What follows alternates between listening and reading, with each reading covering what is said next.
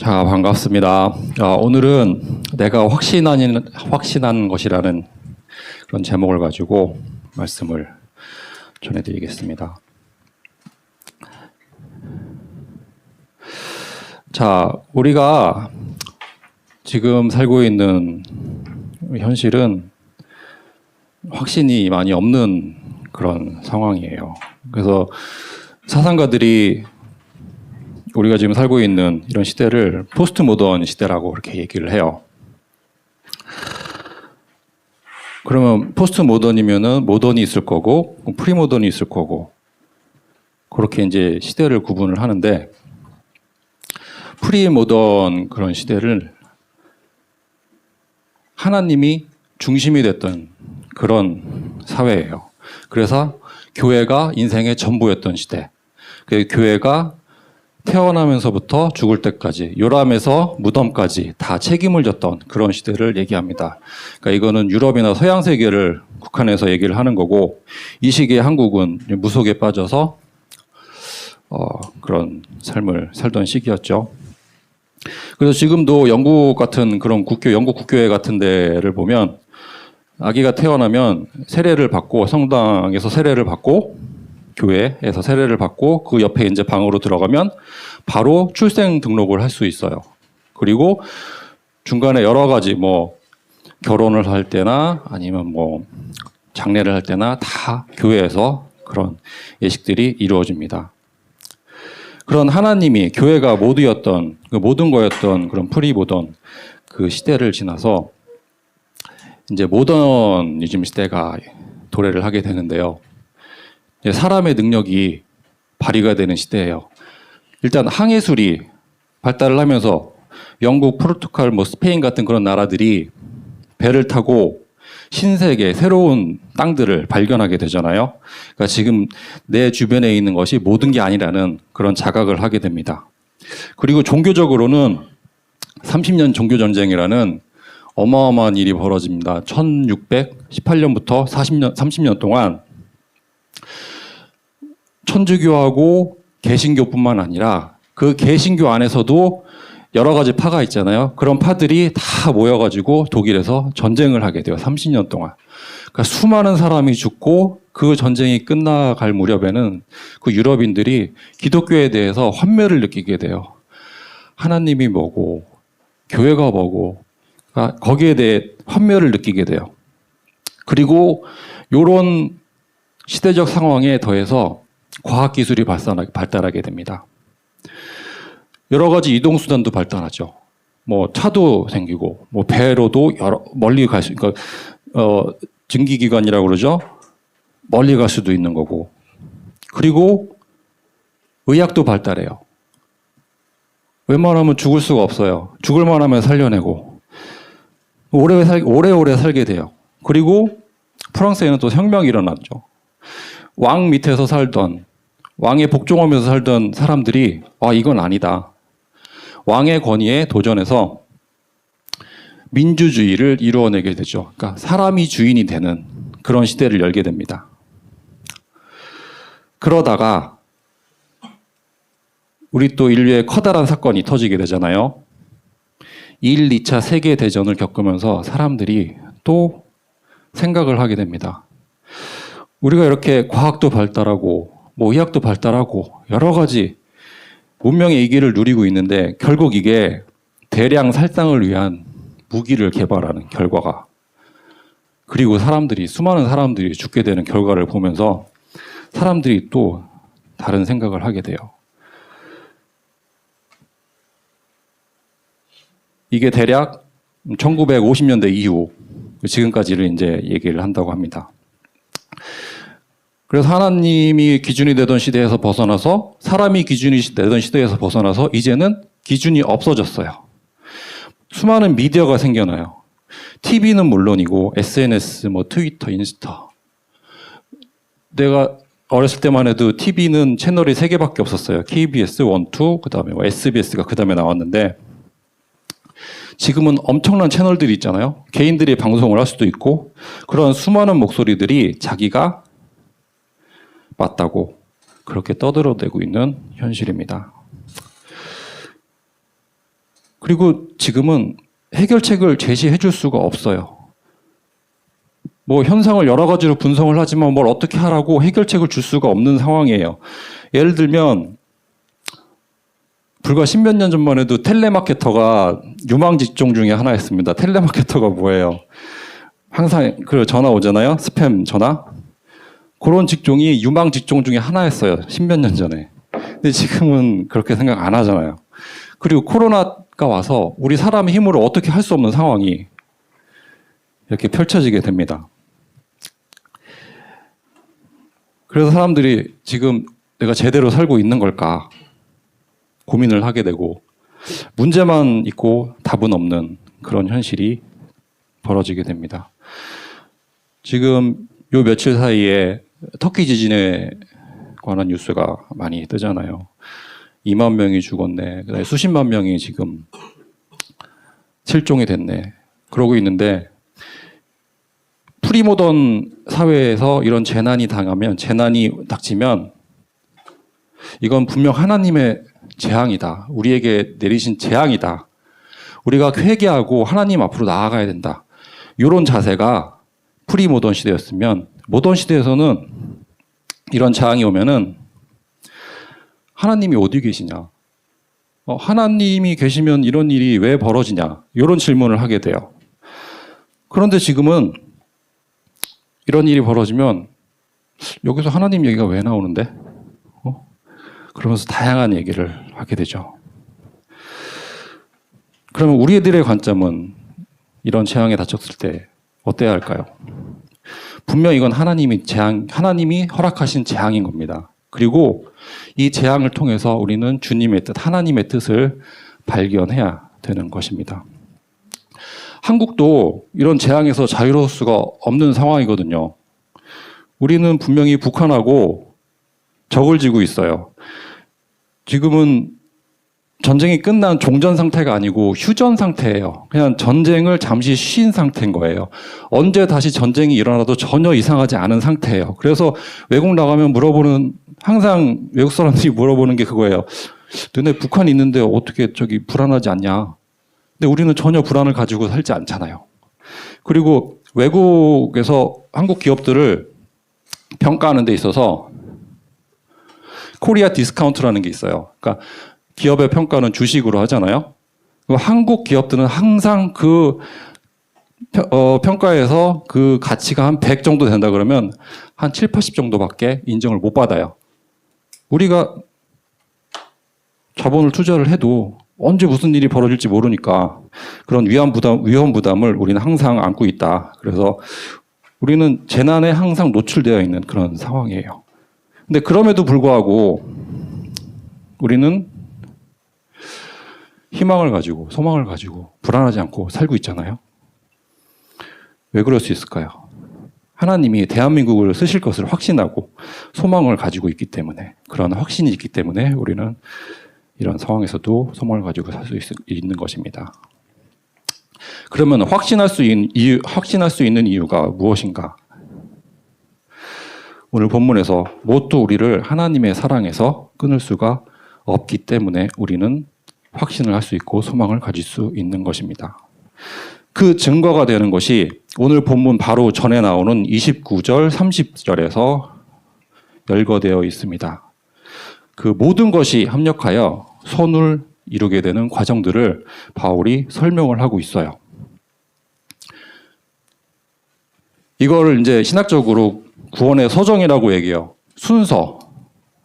근데 이 순서가 뭐 시간적인 순서가 되는 게 아니에요. 첫 번째 게 되고 두 번째, 세 번째 이렇게 되는 게 아니고 이게 동시다발적으로 한꺼번에 일어나는 그런 순서가 되는 거예요. 그러니까 우리가 이해하기 쉽게끔 이렇게 나눠 놓은 거예요. 그래서 로마서 8장 29절에서 30절을 한번 읽어보면 하나님이 미리 아신 자들을 또한 그 아들의 형상을 본받게 하기 위하여 미리 정하셨으니 이는 그로 많은 형제 중에서 맏아들이 되게 하려 하심이니라. 또 미리 정하신 그들을 또한 부르시고 부르신 그들을 또한 의롭다 하시고 의롭다 하신 그들을 또한 영화롭게 하셨느니라. 그러니까 순서를 하나씩 살펴보면 미리 아셨어요. 하나님이. 알다라는 얘기는 하나님이 우리하고 인격적인 관계, 언약의 관계를 맺으셨다는 얘기예요. 우리가 태어나기도 전에, 창세 전에 이미. 그래서 예레미야서 1장 5절에 보면은 내가 너를 모태에서 짓기 전에 너를 알았고 내가 배에서 나오기 전에 너를 성별하였고 너를 여러 나라의 선지자로 세웠노라.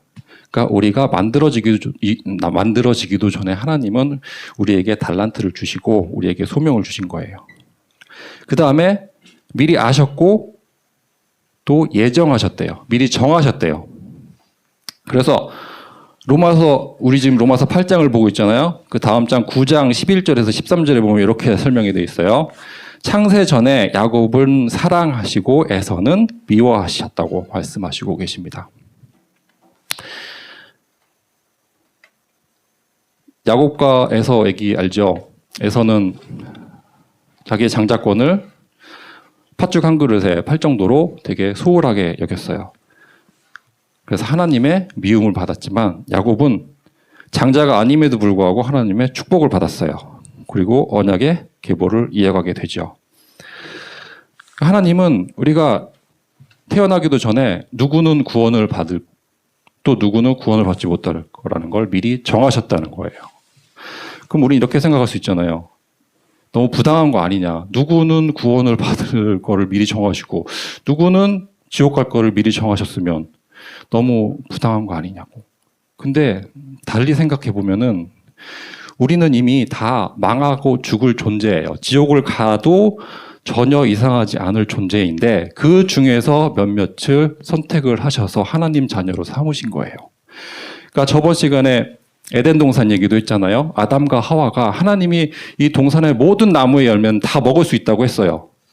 근데 동산 중앙에 있는 나무의 열매는 먹지 말라고 그랬어요. 근데 우리는 하나님이 주신 그 축복은 생각을 안 하고 하나님이 금지하신 그것만 생각을 해서 부당하다고 생각할 수 있어요. 자, 그 다음에 세 번째로 부르셨습니다. 콜링이라고 그러죠. 예수 그리스도의 이름을 부르는 자들을 세상 밖으로, 그래서 교회를 세우셨습니다. 그래서 각자에게 이 땅에 와서 할 일, 소명을 주신 겁니다. 그 다음 단계가 칭의예요. 법적으로 의로운 신분을 주신 거예요. 우리는 죄로 더러워진 상태고 죄를 지었기 때문에 죄인이기 때문에 죄를 짓는 상태이지만 이런 우리의 상태를 하나님은 보지 않으시고 예수 그리스도, 우리를 위해 대신 죽으신 예수 그리스도를 보시고 우리를 의롭다고 하십니다.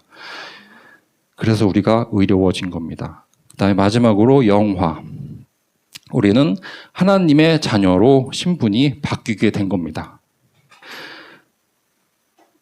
그런 말이 있죠. 독생자 예수, only son이라고 그래요. 분명 하나님의 아들은, 하나님의 자녀는 예수님 한 분밖에 안 계시는데 우리도 하나님의 자녀라고 불러요. 왜 그럴까요? 우리는 양자됐기 때문에 그렇게 부를 수 있는 거예요. 그래서 이 하나님의, 여기서 영화라는 거는 하나님의 자녀가 됐다는, 신분이 바뀌었다는 의미도 있지만 나중에 재림 때 하나님이, 예수님이 이 땅에 다시 오실 때 우리가 그 영화의 단계의 마지막에 다다른다는 걸 얘기를 합니다. 그리고 이제 바울이 그런즉 이 일에 대하여 우리가 무슨 말을 하리요라고 오늘 본문을 시작하고 있습니다. 우리는 구원의 확신을 가지고 또 하나님의 사랑에서 떨어져 나갈 수 없다는 확신을 가지고 우리 자신의 문제에서 답을 발견할 수 있을 뿐만 아니라 답이 없는 다른 사람들에게 답을 줄 수 있는 신분이 된 것입니다. 자, 구원의 확신을 가지고 그 다음에 나오는 5가지 질문에 대해서 한번 답을 보도록 하겠습니다. 첫 번째 질문, 31절에 누가 우리를 대적하리요? 이렇게 질문을 할 수 있습니다. 물론 답은 nobody죠. 아무도 대적을 할 수 없습니다. 이런 걸 수사 의문문이라고 그러잖아요. 영어에서 배웠잖아요. 형태는 의문문의 형태지만 이미 확신이 답이 있는 그런 문장이에요. 누가 우리를 대적할 수 있을지 없는지를 물어보는 게 아니라 아무도 대적할 수 없다는 확신을 얘기하고 있는 겁니다. 그 이유는 뭐예요? 이미 답이 나와 있어요. 하나님이 우리 편이시기 때문에 아무도 대적할 수가 없습니다.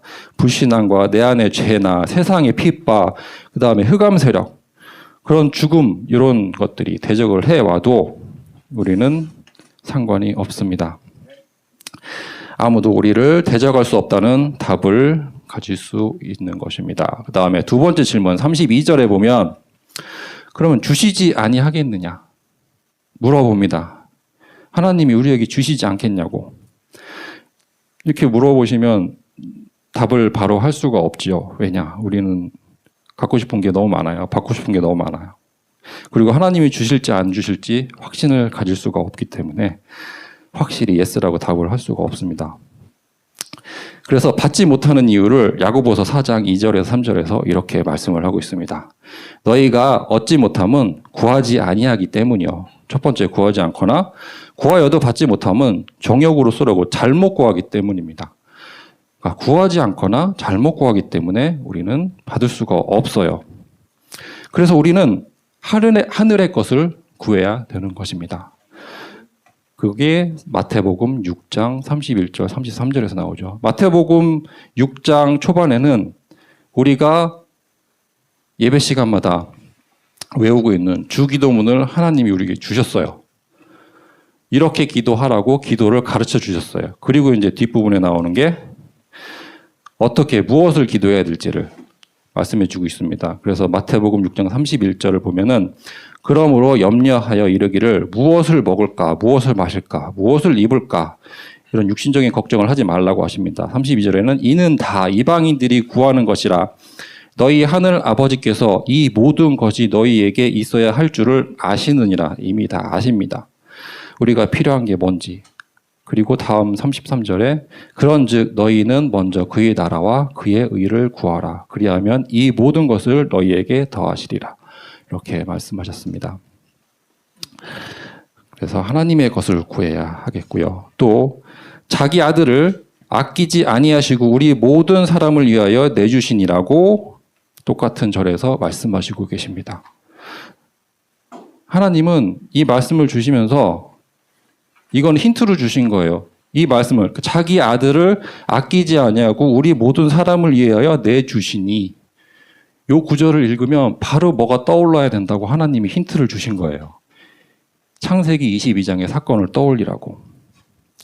그래서 하나님이 아브라함을 창세기 22장에 보시면 아브라함을 시험하기 위해서 부르십니다. 네가 사랑하는 독자 이삭을 번제로 바치라고 해요. 근데 아브라함은 바로 순종을 합니다. 그 다음날 일찍 일어나서 이삭을 데리고 모리아산으로 올라갑니다. 그런데 이삭이 질문을 하죠. 불과 나무는 있거니와 번제할 어린 양은 어디 있나이까? 불과 나무는 가지고 가는데 왜 번제로 드려질 어린 양이 없을까요? 그랬더니 아브라함이 이렇게 대답을 해요. 내 아들아, 번제할 어린 양은 하나님이 자기를 위하여 친히 준비하시리라 라고 말씀을 하십니다. 그래서 칼로 이삭을 내려치려는 순간 천사가 말리죠. 그리고 뒤를 돌아보니 수풀에 걸려있는 숫양이 보입니다. 그래서 대신 번제로 드리게 됩니다.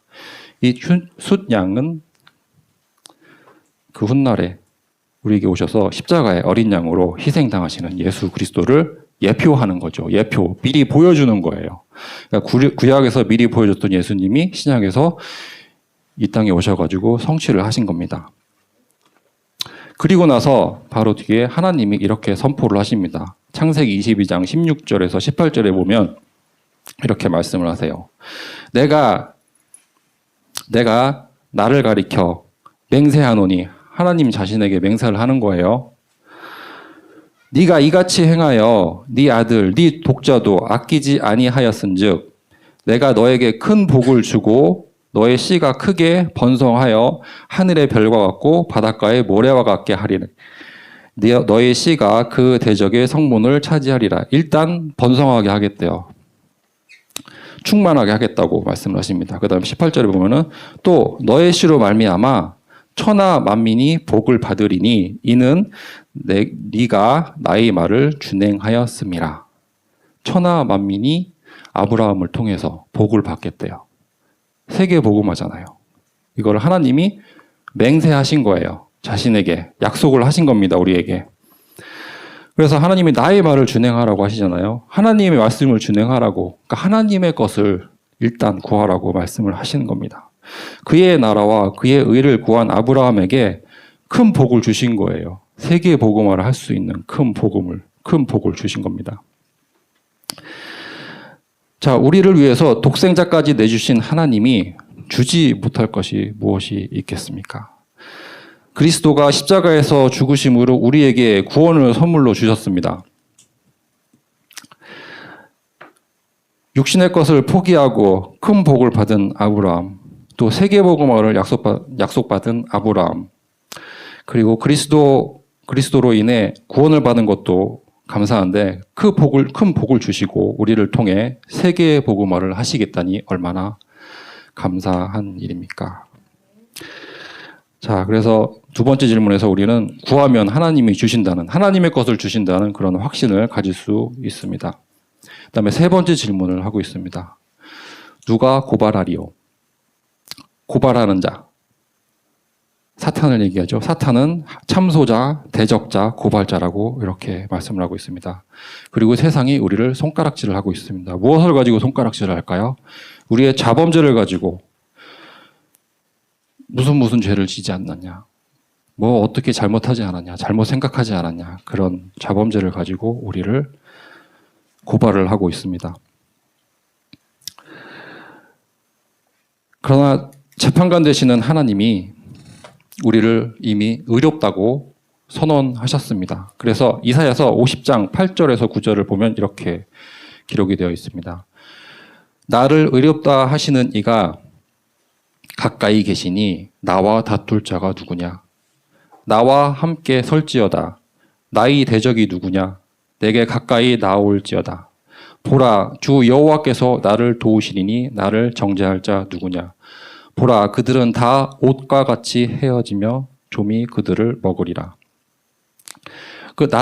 나의 죄를 가지고 참소하는 자, 대적하는 자, 고발하는 자 있으면 한번 하나님의 법정 앞에 같이 서보자는 거예요. 여호와가 나를 도우시고 나를 의롭다 하시는데 누가 나를 고발할까? 물어보고 있는 거죠. 나를 참소하는 자들은 결국 헤어진 옷과 같이 멸망하게 된다고 확신을 하고 있습니다. 그래서 세 번째 질문에 하나님이 의롭다 하셨기에 나를 고발할 자가 아무도 없다는 그런 확신을 얘기하고 있습니다. 그 다음에 네 번째, 누가 정죄하리요? 34절에 나옵니다.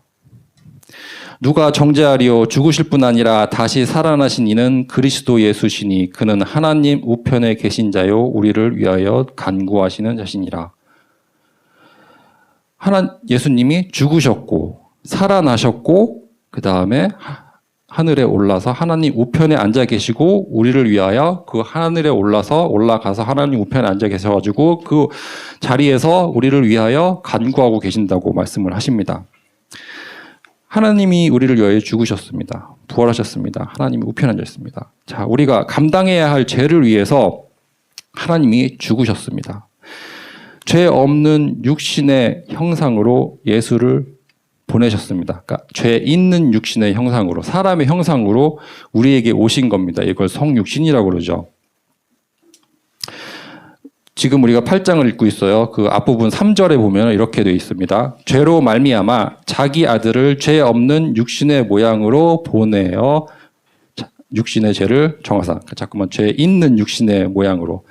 그러니까 사람의 모양으로 우리에게 보내주셨어요. 우리가 하나님의 형상으로 지음을 받았지만 하나님의 죄 있는 육신의 형상으로 사람의 몸을 입고 이 땅에 예수님이 오신 겁니다. 인간의 형상으로 오셔야 하는 이유가 여기에 있어요. 우리의 모습으로 우리의 몸을 입고 오셔야 우리의 죄를 뒤집어쓰고 우리의 죄를 감당할 수 있기 때문에 그런 겁니다. 우리가 지어야 될 그런 저주를, 우리가 받아야 될 그 저주를 예수님이 대신 받기 위해서 우리의 몸을 입고 오신 겁니다. 그래서 갈라디아서 3장 13절에는 이렇게 기록되어 있습니다. 그리스도께서 우리를 위하여 저주를 받은 바 되사 율법의 저주에서 우리를 속량하셨으니 기록된 바 나무에 달린 자마다 저주 아래 있는 자라 하셨으니. 나무 아래, 여기서는 십자가를 얘기하죠. 그러니까 우리를 위하여 저주를 받았어요. 율법의 저주에서 우리를 속량하셨대요. 속량이 뭐예요? 죄값을 대신 치르는 게 속량이에요. 우리는 죄의 노예잖아요. 죄가 시키는 대로 할 수 있는 살 수밖에 없는 상태예요. 우리는 죄의 노예인 상태인데 노예가 해방받기 위해서는 어떻게 해야 돼요? 그 몸값을 치르고 그 주인에게서 데리고 오는 수밖에 없잖아요. 그러니까 우리 주인은 죄였는데, 사망 권세였는데, 흑암 권세였는데, 그 죄에서 그 죄값을, 그 우리의 몸값을 치르시고 하나님 자녀로 삼아주시는 게 속량인 겁니다. 그러니까 죄값을 치러주는 게 속량이에요. 몸값을 치러주는 게 속량이라고 그렇게 정리를 하고 있습니다. 그리고 하나님이 죽으실 뿐만 아니라 부활을 하셨어요. 부활하심으로 우리의 칭의를 만족시켰다고 말씀을 하고 있습니다. 그래서 로마서 4장 25절에 보면은 예수는 우리가 범죄한 것 때문에 내줌이 되고, 우리가 죄를 지었기 때문에 내줌이 되고, 또한 우리를 의롭다 하시기 위하여 살아나셨느니라. 예수님이 살아나셨기 때문에 우리가 의롭다 함을 받을 수 있는 거예요. 만약에 예수님이 무덤에서 살아나지 못하셨다면 우리는 예수님을 믿을 이유가 없겠죠. 하지만 예수님이 우리 죄를 짊어지시고 십자가에서 죽으시고 부활하셨기 때문에 우리는 예수님을 구주로 믿을 수 있는 것입니다. 지난 시간에 구약시대 대제사장 말씀을 드렸잖아요. 1년에 한 번씩 속죄일에 대제사장이 희생 제물을 죽이고 거기서 나온 피를 가지고 지성소에 들어가요. 지성소에 들어가면 언약궤가 있죠. 그 언약궤 위에다가 피를 붓습니다. 하나님이 그 피를 받으시면 대제사장이 살아서 나와요. 근데 하나님이 그 피를 받지 않으시면, 그러니까 대제사장이 무언가 율법을 어긴 게 한두 가지가 있던가, 그러면 그 피를 받지 않으세요. 그러면 이스라엘의 죄가 용서를 받지 못하는 거예요. 마찬가지예요. 예수님이 죽으셨어요. 우리 죄를 다 짊어지고. 예수님이 살아나지 못하셨다면 우리의 죄는 속죄받지 못한 거예요. 하지만 예수님이 부활하셨기 때문에 우리의 죄가 다 도말된 것입니다. 그리고 예수님이 하늘에 오르사 하나님 우편에 앉으셨다고 되어 있어요. 하나님 우편에서 구원의 역사를 이루어 가십니다. 그리고 이 세상을 통치하고 계십니다. 하늘에서 우리를 위해 또 간구하신다고 말씀을 하십니다. 요한일서 2장 2절에 보면 이렇게 말씀하십니다. 만일 누가 죄를 범하여도 아버지 앞에서 우리에게 대언자가 있으니 곧 의로우신 예수 그리스도시라. 세상 사람들이 우리의 자범죄를 가지고 뭐라고 비난을 하더라도 하나님 우편에 앉아 계신 예수님이 우리를 위해서 간구를 하신대요. 대언자래요. 대언자. 쉽게 얘기하면 변호사예요. 우리를 지지하고 옹호하는 사람인 거예요. 그리고 바울은 이미 8장 제일 첫 절에서 이렇게 말씀을 하고 있어요. 그리스도 예수 안에 있는 자들에게는 정죄함이 없다고 이미 선언을 하고 있습니다. 그래서 네 번째 질문에서 우리는 그리스도의 보혈로 죄 사함을 받았기에 아무도 우리를 정죄할 수 없다는 확신을 가질 수 있는 것입니다. 마지막으로 누가 우리를 그리스도의 사랑에서 끊으리오라고 질문을 하고 있습니다. 35절을 보면은, 그래서 우리를 그리스도의 사랑에서 끊을 수 있을 거라고 예상되는 여러 가지를 7가지 그런 예시를 보여주고 있어요. 그거를 대충 몇 개 이제 카테고리를 나눠보면은 첫 번째 3개, 환난, 곤고, 박해 이렇게 돼 있어요. 우리에게 대적하는 세상의 그런 압제나 고통 같은 거를 얘기할 수 있겠죠. 그 다음에 기근 적신이라고 되어 있습니다. 적신 되게 어려운 단어예요. 나도 참 생소한 단어인데, 그러니까 몸에다 아무것도 걸치지 않은 상태를 적신이라고 그래요. 그러니까 창세기에 나오는 벌거벗었으나 부끄러워하지 않은 상태, 그러니까 그런 상태를 적신이라고 그래요. 그러니까 먹을 것이 없거나 입을 것이 없는 상태. 그래서 하나님의 돌봄이 없는 상태, 이런 거를 얘기하겠죠. 그 다음에 마지막에 나오는 건 위험과 칼, 죽음이나 순교를 얘기하고 있는 겁니다. 바울 자신은 이미 죽음에도 직면해 봤고 결국엔 순교를 당하게 돼요. 그리고 이 로마서를 수신하는 사람들, 그러니까 로마의 교인들은 네로의 핍박을 받으면서 여러 가지 고통을 받아 죽어가게 되는데, 그 중에 하나가 사람을 횃불로 사용을 했대요. 사람을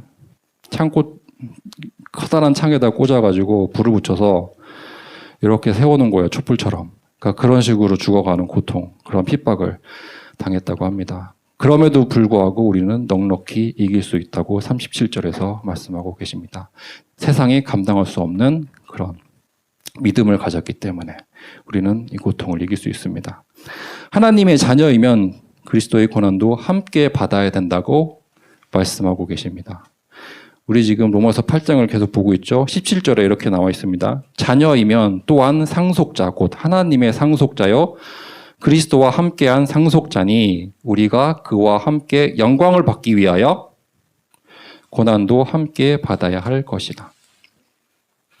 하나님의 자녀라고 해서 고난이 안 오는 것이 아니에요. 이러한 고난이 닥치더라도 우리는 넉넉하게 이길 수 있다는 것을 말씀하고 계십니다. 마지막 날에 그리스도와 함께 받을 영광을 생각하면 고난을 이기는 힘이 생기게 되는 것입니다. 그래서 8장 18절에 보면 이렇게 말씀하고 계십니다. 현재의 고난은 장차 우리에게 나타날 영광과 비교할 수 없느니라. 장차 우리에게 임할 영광이 엄청나기 때문에 지금 우리가 받는 고난은 아무것도 아니라는 얘기입니다. 어떠한 환경과 조건도 우리를 그리스도의 사랑에서 끊을 수가 없다는 확신을 마지막 질문에서 가질 수 있습니다.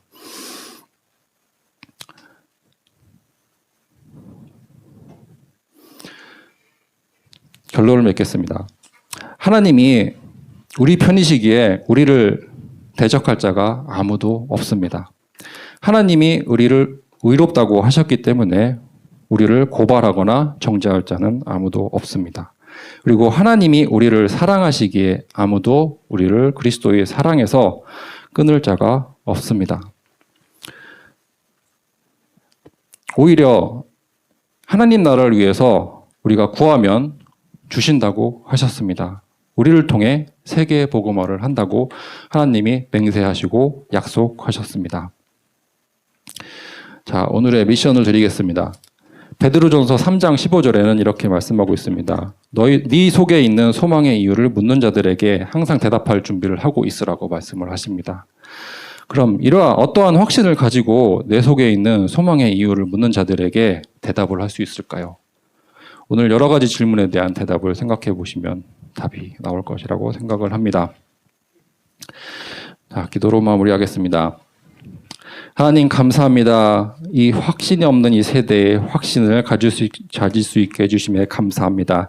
답이 없는 세상에 답을 줄 수 있게 해주심에 감사합니다. 우리 고등부 친구들이 이 답을 가지고 또 한 주간 승리할 수 있도록 축복해 주시옵소서. 이 모든 이름 우리 주 예수 그리스도 이름으로 기도드립니다. 아멘.